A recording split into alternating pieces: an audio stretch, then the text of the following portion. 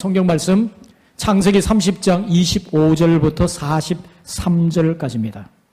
오늘 예배에 참여하시는 우리 모든 성도들에게 하나님의 풍성하신 은혜가 임하기를 주님의 이름으로 축복합니다. 2층 사무엘 홀에서도 예배드리신 우리 성도들에게 동일한 은혜가 임하기를 주님의 이름으로 축복합니다. 여러분, 우리나라 속담 가운데 사람은 태어날 때 다 자기가 먹을 것은 가지고 태어난다 라는 속담이 있습니다. 여러분, 이 속담이 왜 생기게 되었는가? 과거에는 농경사회였습니다. 자녀를 낳아서 입이 하나 더 늘어난다는 것은 부양하는 입장에서는 정말 무거운 짐이었죠. 그래서 자녀를 낳는 것이 참 많은 염려가 있었습니다. 그 자녀를 낳고 나면 사람들이 주위에서 그럽니다. 사람은 태어날 때 다 자기가 먹을 것 가지고 태어난다네. 걱정하지 말게. 이렇게 이야기를 했어요. 여러분, 그것은 우리 조상들의 그 긍정적 사고 그리고 위로를 담은 메시지였습니다.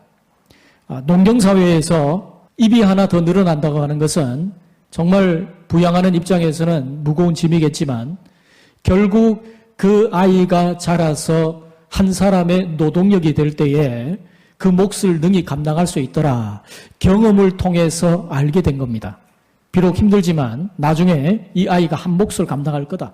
그런 긍정의 사고와 위로가 담겨 있는 말이었습니다. 자, 여러분, 이 메시지를, 이 속담을 생각 속에 담고 오늘 말씀을 생각해 보겠습니다. 자, 우리는 지난 시간에 야곱이 4명의 아내를 통해서 자녀를 낳았던 그 스토리를 살펴봤습니다. 그 안에 보면 얼마나 많은 투기와 질투 그리고 많은 상처들이 있습니까? 그럼에도 불구하고 하나님은 이 야곱의 가정을 번성케 하시는 하나님의 큰 그림을 이루어가고 계셨다 하는 것을 우리가 말씀을 통해 살펴봤죠.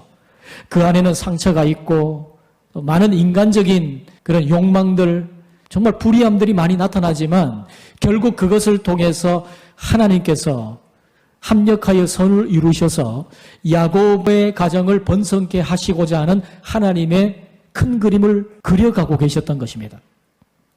여러분, 오늘도 그 연장선상에서 아마 말씀을 살펴보면 좋을 것 같습니다. 여러분, 저는 자녀가 많다는 것은 성경적으로 축복이라고 믿습니다. 여러분 가운데 동의하지 않으실 분도 있을 수 있습니다. 그러나 이것은 분명한 사실입니다. 물론 여러분 가운데 내가 자녀를 낳고 싶어도 불임으로 어쩔 수 없이 자녀가 없는 분도 있습니다. 하나님이 어떤 계획을 가지신지는 모르겠지만 분명히 거기에도 저는 하나님의 선하신 뜻이 있다고 믿습니다. 네, 여러분, 자녀가 있다는 것은 정말 하나님이 주시는 축복입니다. 여러분, 우리 교회에서 내년부터 출산 장려금을 지급합니다. 아기 한 명당 100만 원의 출산 장려금을 지급하는데 참 감사한 것은 우리 교회는 이런 출산 장려금이 없어도 자녀 출산에 관해서 정말 자랑할 만한 그런 교회라고 생각을 합니다. 우리 사랑청년회 회원분들이 자녀를 참 많이 낳습니다. 둘은 기본이고요. 셋 이상, 이제는 셋이 거의 기본이 되어가는, 그래서 참 감사한 일인데, 여러분, 지금 우리나라 저출산 문제는 참으로 심각한 수준입니다. 앞으로 이 나라의 존립 자체를 걱정해야 할 만큼 저출산 문제는 심각합니다. 이런 시대 흐름에 따라서 요즘에는 다양한 형태의 가족이 있어요. 그래서 여러 가족 형태에 따른 신조어들이 있습니다. 여러분, 혹시 이제 딩크족이라는 말을 들어본 적이 있죠? 이 딩크족은 더블 인컴, 맞벌이를 하지만 자녀를 원치 않는다는 겁니다. 그리고 듀크족이 있습니다. 맞벌이를 하면서 자녀를 가지는 가족 형태입니다. 딩펫족도 있습니다. 자녀를 가지지 않는 대신에 애완동물을 기르는 가족 형태입니다. 또 페템족이 있습니다. 반려동물을 가족처럼 여기는 그런 가족 형태를 말합니다. 여러분, 이런 여러 가족 형태에 따른 신조어들을 보면 이 시대의 풍조를 볼 수가 있죠. 여러분, 요즘에는 결혼 연령이 늦어지기 때문에 그리고 환경 오염이나 여러 원인들로 인해서 불임 가정이 많습니다. 하지만 여러분, 특히 요즘 젊은이들 가운데는 자녀를 낳지 않으려고 하는 성향이 짙게 나타납니다. 왜 그러냐? 때로는 경제적인 원인이 가장 클 것입니다. 또 어떤 경우에는 자녀 때문에 자신의 삶의 여유와 노후 보장을 포기하고 싶지 않은 그런 생각도 있습니다. 하여튼 대부분이 경제적인 문제나 어떤 염려 때문에 자녀를 낳지 않는 경우가 많은 것 같습니다. 자, 여러분, 오늘 이런 시대에 주님이 우리에게 주시는 말씀을 여러분 꼭 기억하시기를 바랍니다. 자, 오늘 본문에 야곱은 이제 적지 않은 식솔들을 거느리게 되었습니다. 4명의 아내들을 통해서 그가 아들들을 많이 낳는데, 자, 오늘 본문에는 11번째 요셉을 낳고 나서 그의 삶에 일어났던 사건이에요. 자, 요셉을 11번째로 낳지만, 자, 앞으로 베냐민을 낳게 되면 12명의 아들을 낳습니다. 이 12명이 나중에 이스라엘의 12지파의 기초가 되는 그런 아들들이 되지요. 근데 여러분, 요셉을 낳고 나서 야곱은 여러 가지 생각을 했던 것 같습니다. 오랜 타향살이에서 고향에 대한 사무치는 그리움도 있었을 것이고, 또 내가 언제까지 외삼촌 밑에서 이렇게 종살이를 해야 되는가, 그런 생각도 했을 겁니다. 내가 이 많은 식솔들을 먹여 살리려면 어떻게 해야 될까, 그런 염려도 있었던 것 같습니다. 사실 말이 장인이고 외삼촌이지 야곱은 그 사람 밑에 있는 종살이나 마찬가지였어요. 월급 없이 부리는 종과 같았지요. 그래서 야곱은 외삼촌과 담판을 벌입니다. 자, 25절, 26절 같이 한번 읽어보겠습니다. 라헬이 요셉을 낳았을 때에 야곱이 라반에게 이르되 나를 보내어 내 고향 나의 땅으로 가게 하시되 내가 외삼촌에게서 일하고 얻은 처자를 내게 주시어 나로 가게 하소서. 내가 외삼촌에게 한 일은 외삼촌이 아시나이다 하고. 자, 여기 보면 야곱이 요셉을 낳았을 때에 이렇게 말씀합니다. 요셉을 낳았던 그 시점이 이 야곱에게는 아주 중요한 변화의 기회가 되었어요. 야곱이 이제는 혼자가 아니라 많은 식솔들을 거느리게 된 것을 인지하면서 생긴 일입니다. 야곱은 라반에게 이제 저도 독립하겠습니다. 저도 식솔들 데리고 고향 땅으로 돌아가겠습니다. 이렇게 이야기를 했어요. 여러분, 라반은 지금 야곱의 외삼촌이자 장인이기 전에 그의 고용인이었습니다. 여러분, 고대 근동에서 종살이의 계약 기간이 끝나면 그가 종살이를 하는 기간 동안에 얻었던 식솔들이 있죠. 재산들이 있습니다. 식솔들이 있습니다. 이런 것들을 가지고 떠나려고 할 때에는 반드시 그 고용주의 허락을 받아야만 했었습니다. 이게 고대 근동의 관습이었어요. 그래서 이 야곱이 라반에게 지금 허락을 받아내려고 하는데, 여러분, 라반이 호락호락합니까? 지금까지 돈 한 푼 주지 않고 그 일 잘하는 야곱을 마음껏 부려먹을 수 있었는데 호락호락하겠습니까? 당연히 거절하겠죠. 라반의 대답을 한번 봅니다. 27절입니다. 라반이 그에게 이르되 여호와께서 너로 말미암아 내게 복 주신 줄을 내가 깨달았노니 내가 나를 사랑스럽게 여기거든 그대로 있으라. 여러분, 여기 이 라반의 말을 보면 야곱이 그 라반의 집에 오고 나서 그의 재산이 많이 늘어났다는 사실을 알 수가 있습니다.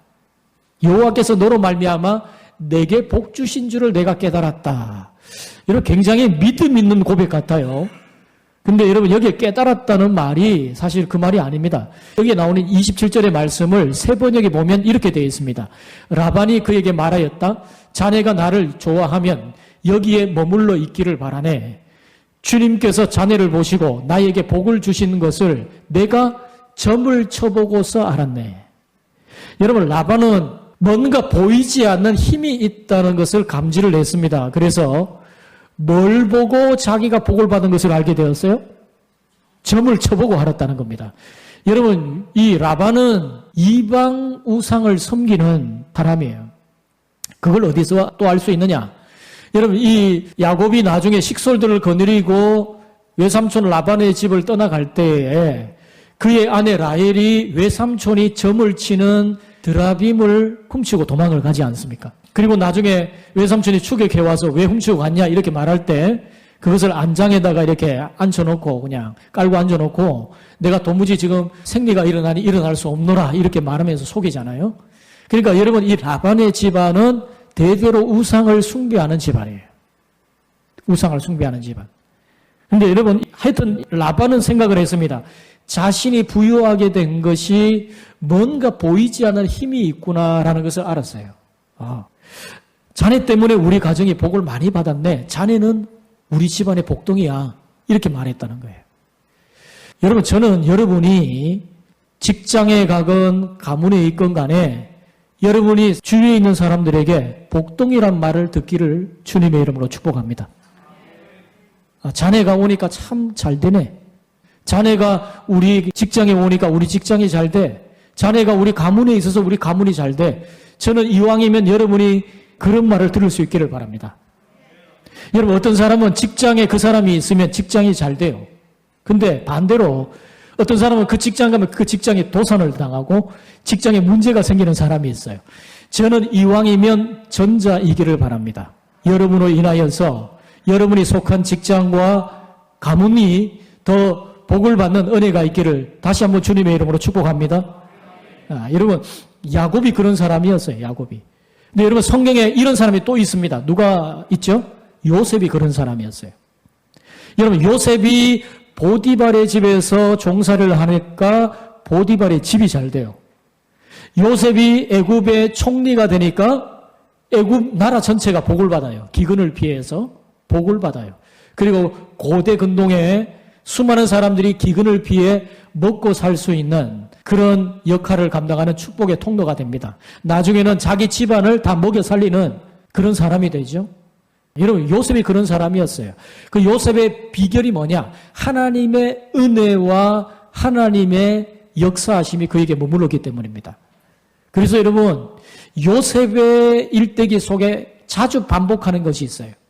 어떤 말씀이냐? 자, 대표적으로 창세기 39장 2절 말씀.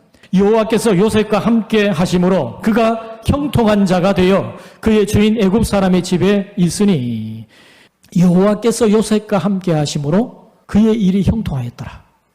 그가 속한 모든 일들이 다 잘 되는 거예요. 여러분 야곱이 그런 사람이었거든요. 그러니까 여러분 욕심 많은 라반의 입장에서 이 복덩이 야곱을 쉽게 포기할 리가 없겠죠. 그래서 뭐라고 말합니까? 네가 나를 사랑스럽게 여기거든 그대로 있으라. 이렇게 말을 합니다. 지금까지 야곱을 몇 번이나 후려쳐서 임금도 떼어먹고 이렇게 해놓고는 이제 떠나려고 하니까 아니 자네 우리가 남이가 자네 그냥 여기 머물게 우리 같이 함께 하세 이렇게 이야기를 해요. 그리고 아주 통 큰 사람처럼 아니 그러면 자네가 품삯을 한번 이야기해봐. 내가 뭐든지 다 줄 테니. 그렇게 이야기를 하지만 이 라반의 속셈은요. 그럴 마음이 전혀 없어요.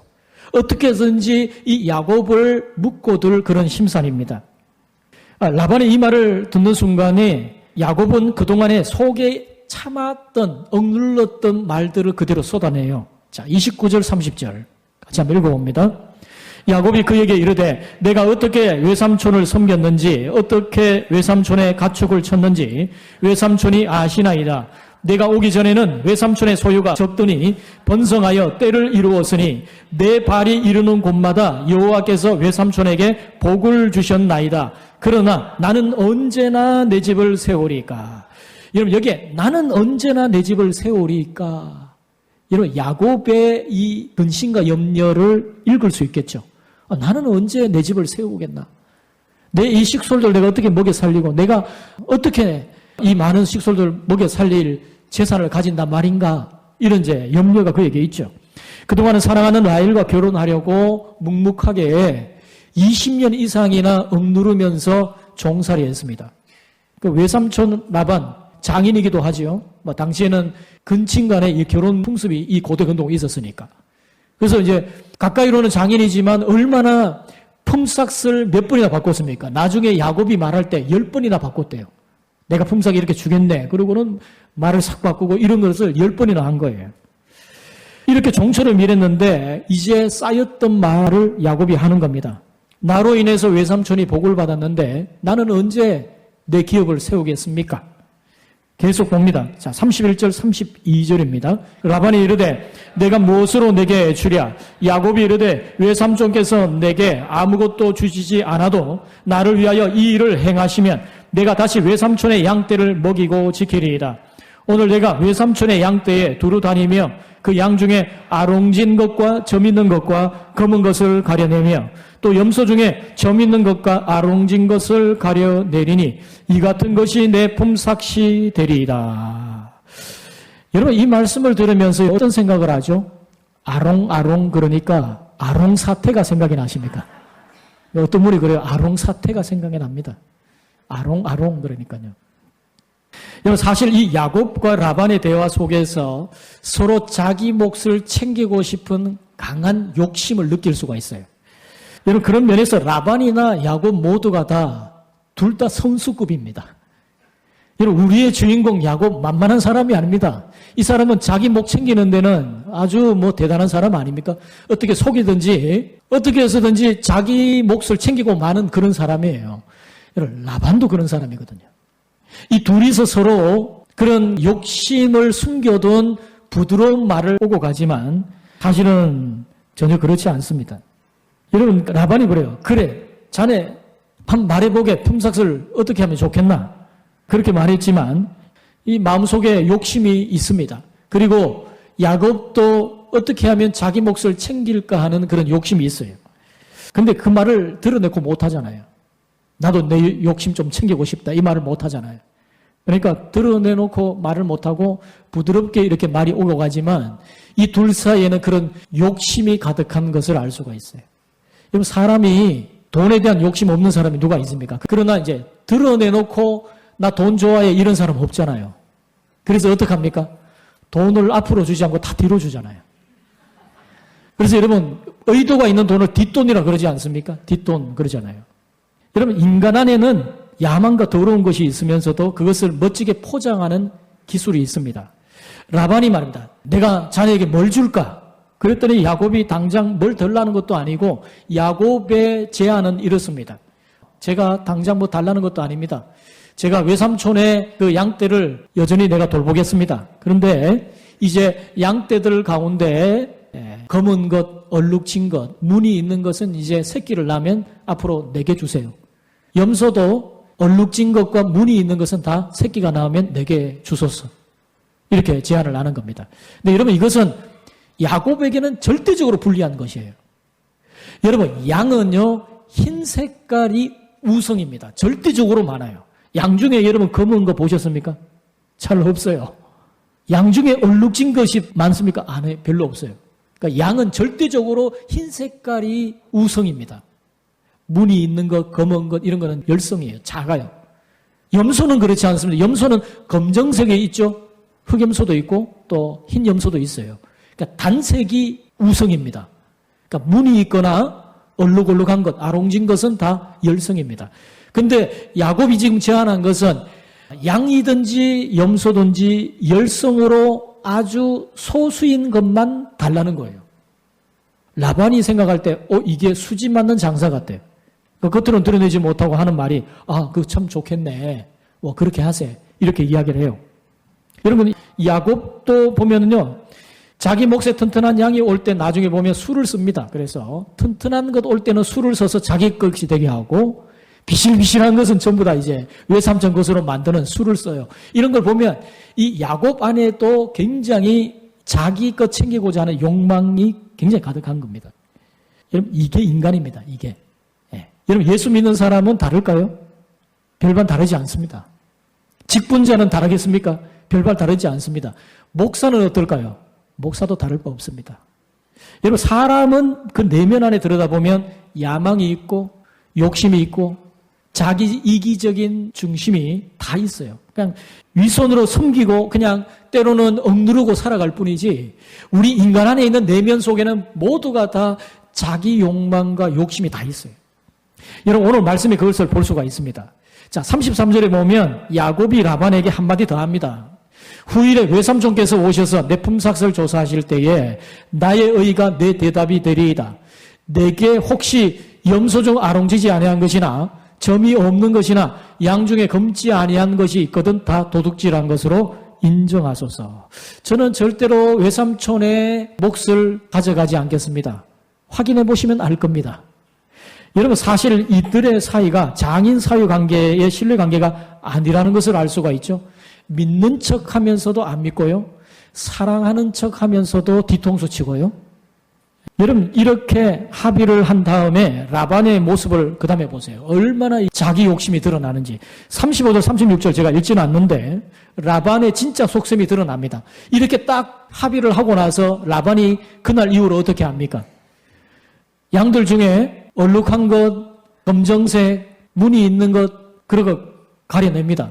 그리고 염소 중에서도 무늬 있는 것, 아롱진 것을 다 가려내요. 그리고는 그것을 자기의 아들들에게 딱 맡겨요. 그리고 절대적으로 우성인, 단색인 양과 염소를 야곱에게 맡깁니다. 그리고 이 둘 사이를 3일길을 띄워놓아요. 여러분, 3일길을 띄워놓는다는 말은 거리상이 어느 정도 되느냐 하면요, 100km입니다. 그러니까 여러분, 이 양들이 몰래 그 울타리를 뛰어넘어서 이 100km를 밤중에 왔다 갔다 하면서 교미를 할 수는 없는 거예요. 이건 뭡니까? 라반의 속셈이 뭐죠? 야곱의 몫으로 한 마리도 안 주겠다는 거예요. 얼마나 무섭습니까? 여러분, 이 사람이 누구라고요? 장인입니다, 장인. 이 사람이 인간이고요. 이 사람이 옆 사람일 수도 있고 나일 수도 있습니다. 근데 여러분, 말은 굉장히 멋있게 하죠. 약속도 그럴듯하게 하고. 하지만 여러분, 이렇게 아무리 라반이 방해를 한다 해도 하나님이 축복하시려고 하는 그 하나님의 손길을 막을 수가 없어요. 자, 37절, 39절 같이 한번 읽어봅니다. 시작. 야곱이 버드나무와 살구나무와 신풍나무의 푸른 가지를 가져다가 그것들의 껍질을 벗겨 흰 무늬를 내고 그 껍질 벗긴 가지를 양떼가 와서 먹는 개천의 물구유에 세워 양떼를 향하게 하며 그때가 물을 먹으러 올 때에 새끼를 베니 가지 앞에서 새끼를 뱀으로 얼룩얼룩한 것과 점이 있고 아롱진 것을 낳은지라. 자, 여러분, 정말 재미있는 내용이 나오네요. 여러분, 오늘 이 이야기는 전혀 유전학적으로나 과학적으로 맞는 이야기가 아닙니다. 어떤 사람은 생각할 거예요. 아니, 이게 뭐, 성경에 이런 이야기가 나오고, 이런 이상한 거짓말 같은 이야기가 나오나, 이렇게 여러분 생각하실 텐데, 여러분, 여기에 이제 살구나무는 알몬드를 말합니다. 알몬드 나무. 그리고 여기에 신풍나무는 뭐냐면, 플라타너스 나무를 말해요.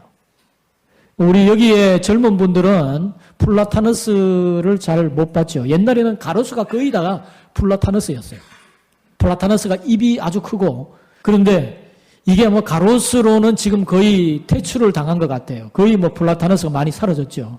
왜냐하면 이게 잎이 크기 때문에 떨어지면 굉장히 지저분합니다. 그리고 이게 또 콜씨들이 엄청 많이 날아다녀요. 그러니까 이제 가로수로서 다른 것을 좀 대체를 하는 것 같은데, 제가 어릴 때 참 많았습니다. 이게 가로수에 플라타너스가 많았는데, 하여튼 여러분, 야곱이 이런 방법을 쓴 것은 고대 근동의 목동들 사이에 흔히 가지고 있었던 미신적 방법이었다고 합니다. 제가 주석을 찾아보니까 그런 내용이 나오는데, 자, 여기에 나오는 이 나무들이 껍질을 벗기면 얼룩얼룩한 가지가 드러나요. 그러니까 그런 가지를 물가에서 짐승들이 교미를 하러 올 때 그것을 보면 얼룩얼룩한 새끼가 나온다라고 하는 속설대로 야곱이 그렇게 한 겁니다. 그런데 여러분, 이 야곱 또한 여기서 굉장히 이기적인 속성을 그대로 드러내요. 얼마나 야곱이 무서운지 한번 보세요. 그러니까 외삼촌한테 뭐라고 말했습니까? 내가 외삼촌한테 와서 외삼촌이 이렇게 복을 받았습니다 라고 말을 하고는 정작 자기 소유에 대한 욕심이 생기니까 엉뚱한 짓을 벌여요. 자, 40절부터 43절입니다. 자, 같이 읽습니다. 시작.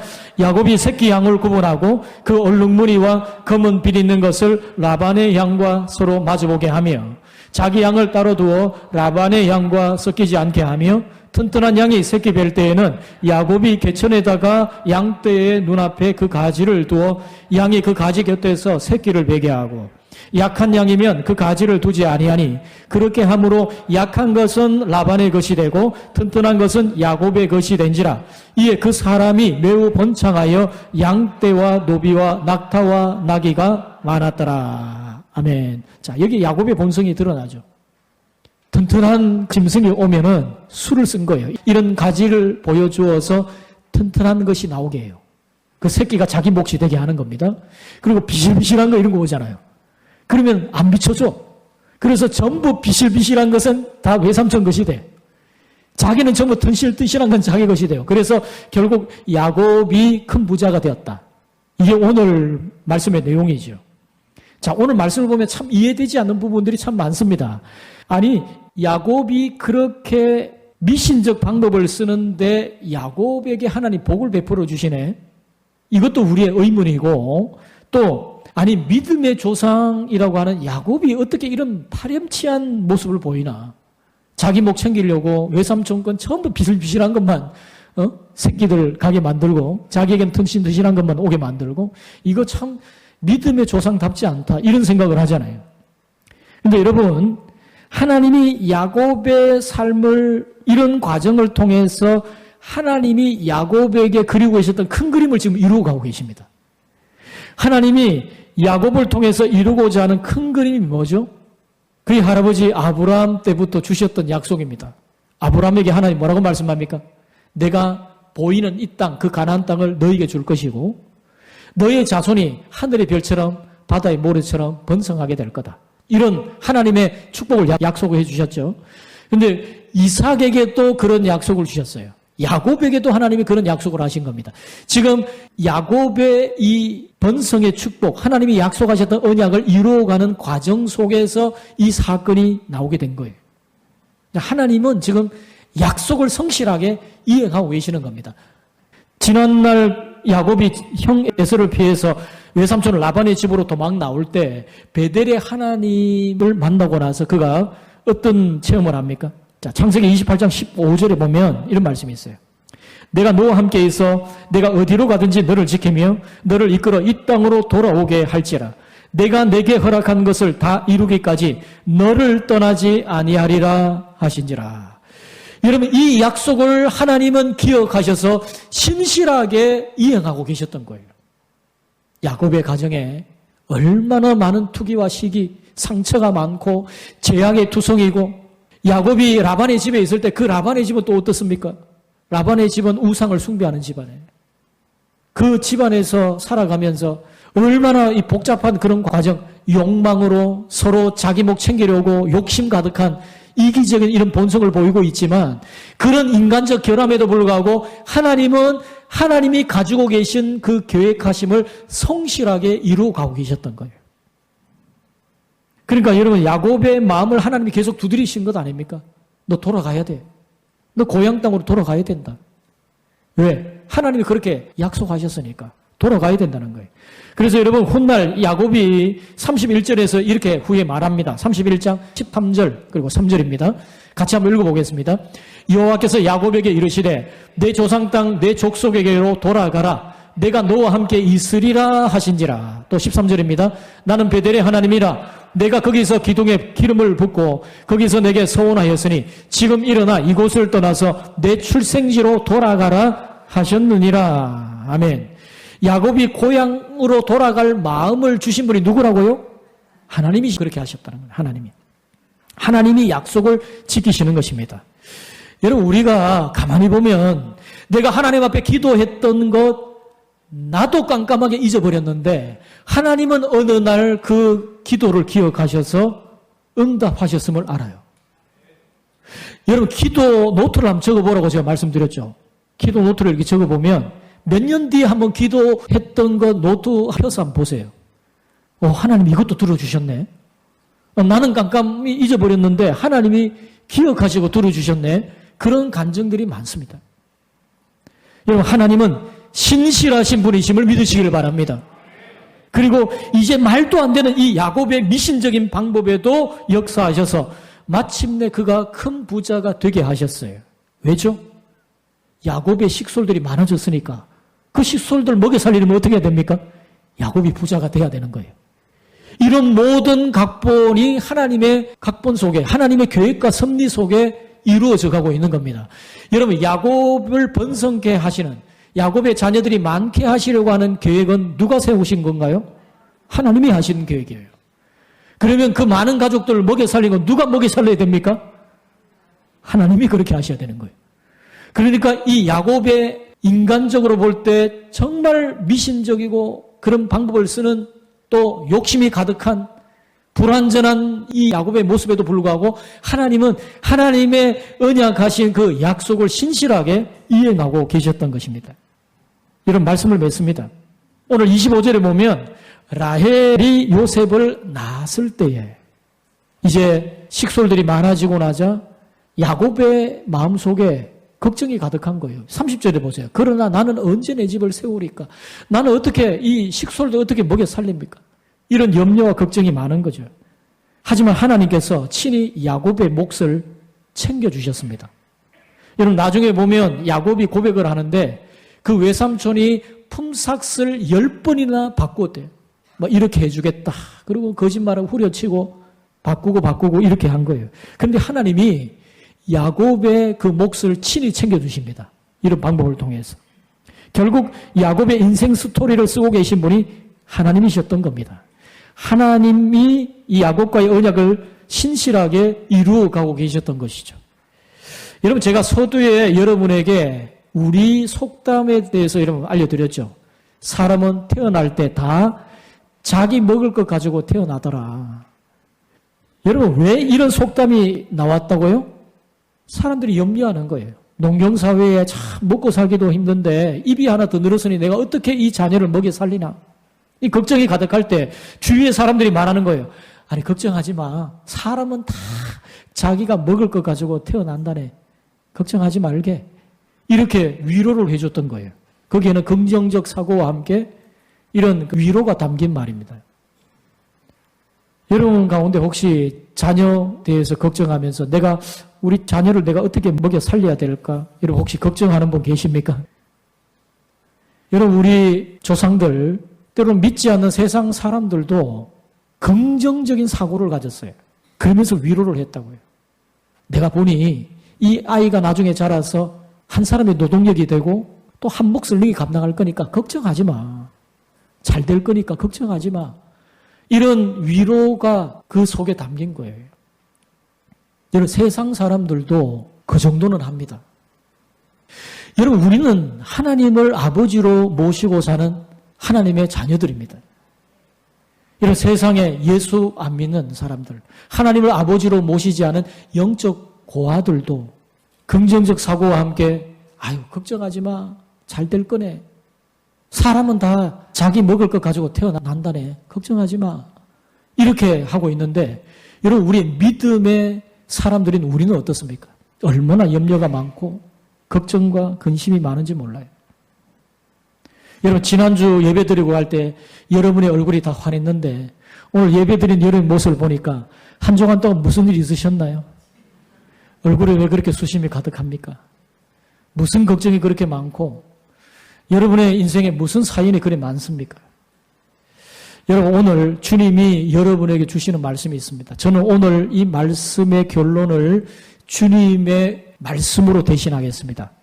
우리 주님이 이렇게 말씀해요. 마태복음 6장 25절부터 34절입니다. 자, 이거 함께 교독하겠습니다. 제가 25절 읽을 테니까 여러분 26절 읽으시면 됩니다. 그러므로 내가 너희에게 이르노니 목숨을 위하여 무엇을 먹을까 무엇을 마실까 몸을 위하여 무엇을 입을까 염려하지 말라. 목숨이 음식보다 중하지 아니하며 몸이 의복보다 중하지 아니하냐.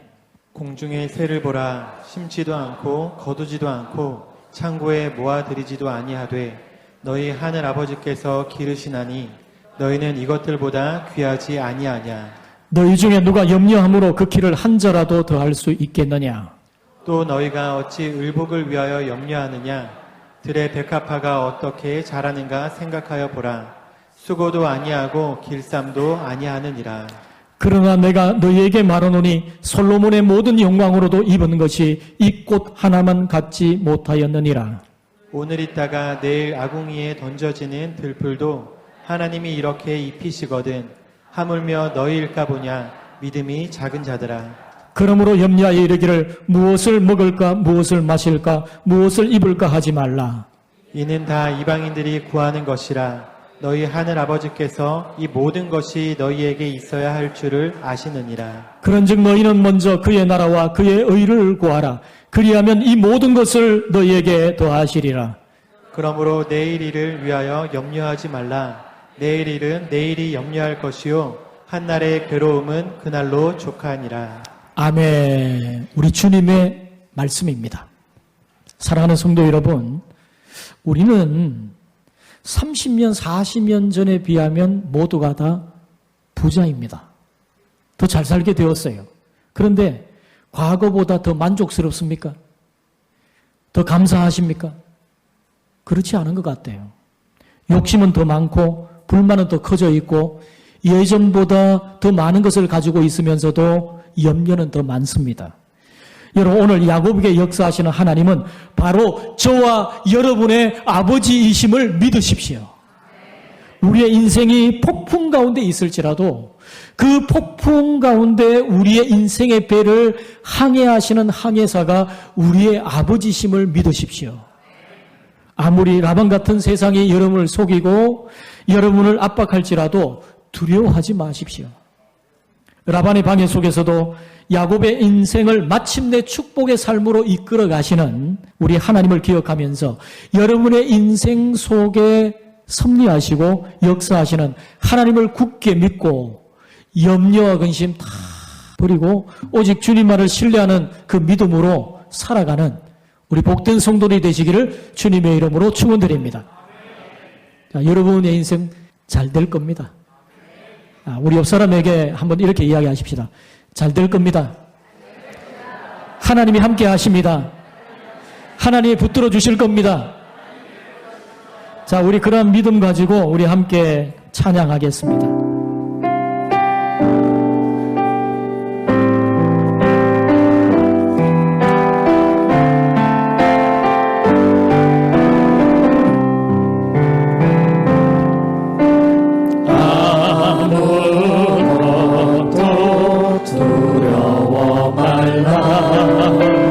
주 나의 하나님이